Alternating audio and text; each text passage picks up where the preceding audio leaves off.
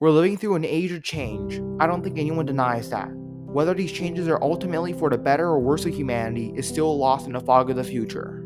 But from what we've seen, if things continue as is, the next generation most likely will be poorer, less healthy, and might not even have a job.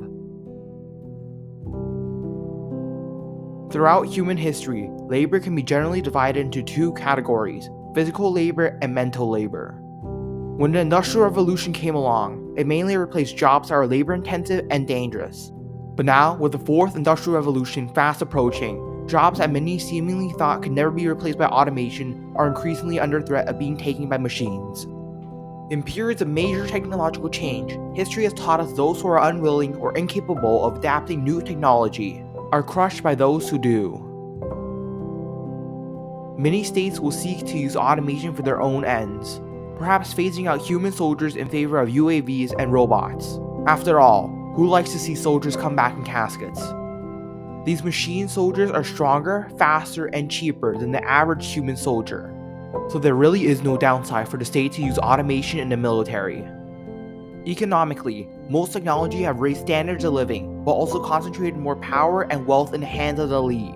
Automation at first will greatly benefit the rich, but as time goes on and a universal basic income is enacted, the common person will live much better than before.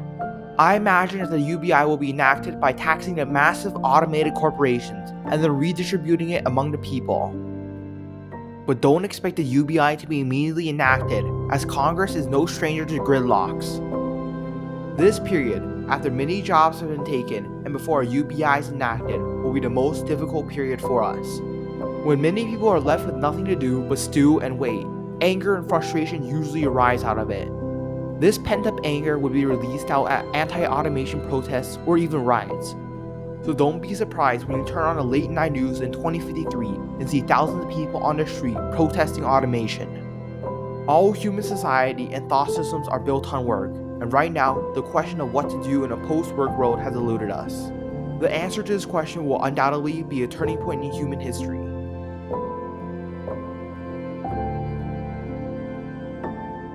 The work done by automation will ultimately end up in the hands of the wealthy, further increasing wealth inequality, which has seen a recent rise. The top 5% have grown wealthier than everyone else, while the middle class's share of the wealth is falling. From 1980 onwards, the US has seen a steady rise in wealth inequality and has the worst wealth inequality in the G7. Why is this? One reason is that inflation has outstripped wage growth, especially during COVID, where massive amounts of money were printed to pay for emergency programs. The rich don't get most of their money from wages, they instead get it from real estate and stocks, which are much more protected from inflation. The decline of unions also has a hand in growing wealth disparity. As we speak, over 1,000 Kellogg workers were replaced for being on strike.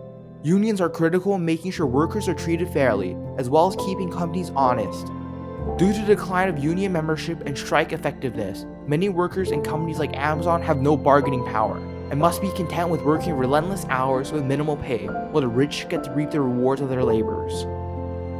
In the future, the material inequality between the poor and rich might translate to a biological inequality, with CRISPR opening this Pandora's box. Many people know that this is happening, but are mostly helpless to stop it. When this sets in, the people's blood will boil, and a release is bound to happen. This release could range from drinking more alcohol to launching revolutions, but only time will tell in the end. The rich get richer and the poor get poorer only when the government and people allow it to happen. One thing I think many people get wrong about global warming is that they think stopping global warming is for the earth or nature, but it's actually for our survival. 1 in 3 Americans have been affected by a weather disaster in the summer of 2021. A record-breaking heat wave across the Pacific Northwest and a wildfire that burned through 5 million acres of forest are just some standout examples. With our destructive consumerism, we're on the path to even more droughts, reduced agricultural yields, and hurricanes.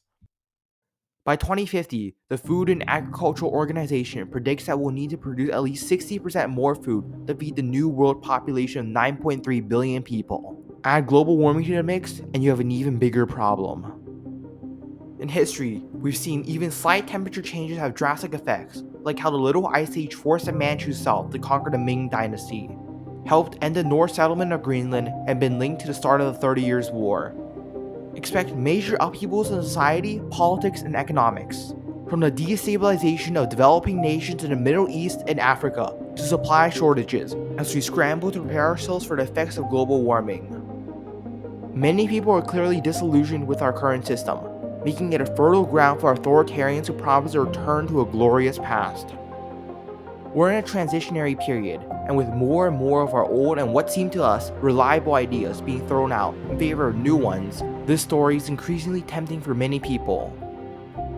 Under the reigns of authoritarians, we've seen former axioms like global warming and vaccines turn into debatable topics, while partisan divides have grown. The Democrats doing poorly in the Virginia election and declining approval rates for Biden mean that the GOP is favored to win Congress in the midterms. Trump has an iron grip on the GOP, with many dissenting voices punished. This is extremely disturbing news, as when parties start purging themselves, they often lead to the rise of an authoritarian party with a blind devotion to a single messianic figure, i.e. Mao, Stalin, and Trump. The rest of the world is still swept up in a wave of right-wing populism, and I don't see it slowing down anytime soon. Humans are very conservative in nature, preferring to stay in familiar territory, so the strong pushback we see against the sweeping changes in this century isn't a surprise.